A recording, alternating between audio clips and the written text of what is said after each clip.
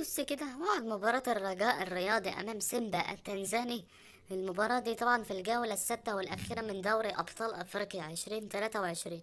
المباراة دي بإذن الله هتتلعب النهاردة الجمعة 31/3/2023 الساعة 12 مساء بتوقيت مصر وليبيا والسودان وفلسطين، 11 مساء بتوقيت المغرب وتونس والجزائر، و10 مساء بتوقيت موريتانيا، وواحدة الفجرية بتوقيت السعودية والكويت وقطر والبحرين واليمن والعراق وسوريا والأردن ولبنان، واتنين الفجرية بتوقيت الإمارات وعمان.